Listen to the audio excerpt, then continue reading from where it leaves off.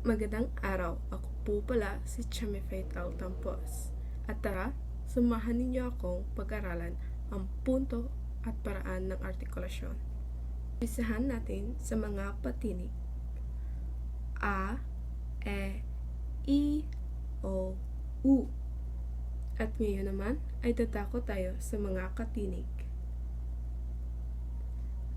Ito ay ang letrang P. At ang tunog nito ay ito naman ay ang letrang B at ang tunog nito ay at ito naman ang letrang M at ang tunog nito ay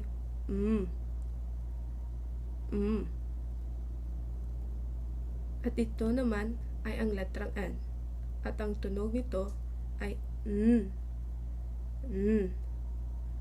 At ito naman ay ang letrang S. Ang tunog nito ay S.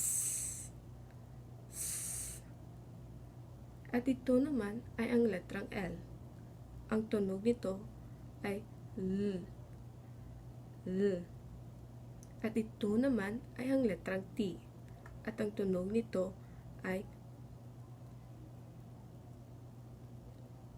At ito naman ay ang letrang D. Ang tunog nito ay D. Ito naman ay ang titig K. At ang tunog nito ay K. At ito naman ay ang titig G. At ang tunog nito ay G. Ito naman ay ang titig H. At ang tunog nito ay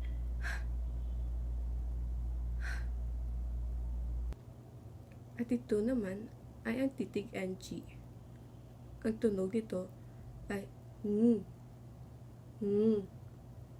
At ito naman ay ang titig R. Ang tunog nito ay R. At ito naman ay ang titig Y. Ang tunog nito ay Y.